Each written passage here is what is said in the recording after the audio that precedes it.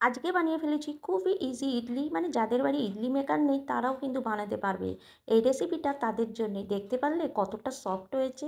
তো প্রথমেই আমি 1.5 কাপ সুজি আর 1.5 কাপ দই আর অল্প করে নুন দিয়ে ভালো করে মিশিয়ে আধ ঘন্টার জন্য রেখে দিলাম সুজিটা ফোলার জন্য। আধ ঘন্টা পর দেখাচ্ছি, দেখো সুজিটা কত ফুলে উঠেছে।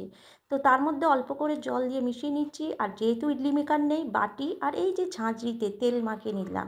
আর লাস্টে হাফ চামচ বেকিং সোডা দিয়ে মিশিয়ে সঙ্গে সঙ্গে বাটিতে ব্যাটার দিয়ে আর ঝাঁঝরিতে চামচে করে 1 চামচ করে ব্যাটার দিয়ে পুরো ঝাঁঝরিটা ভরে দিলাম।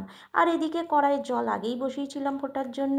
তো কড়াইয়ের মধ্যে ঢেকে দিলাম, বাটিটা দিয়ে দিলাম আর 15 মিনিটের জন্য লো টু মিডিয়াম আঁচে দিয়ে দিলাম। আর এদিকে কড়াইয়ে ছোটো ইডলিগুলো বসিয়ে দিলাম। ছোটো ইডলিগুলো 5 থেকে 6 মিনিট লাগবে। 5 মিনিট পর তোমাদের আমি খুলে দেখাচ্ছি, দেখো একদম হয়ে গেছে।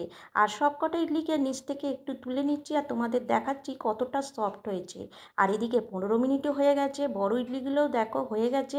ইডলি নামানোর সাথে সাথেই আমি খুলে দেখাচ্ছি যে দেখো কতটা সফট হয়েছে। দেখতে পারলে বন্ধুরা কতটা সফট? তো কেমন লাগলো ভিডিওটা?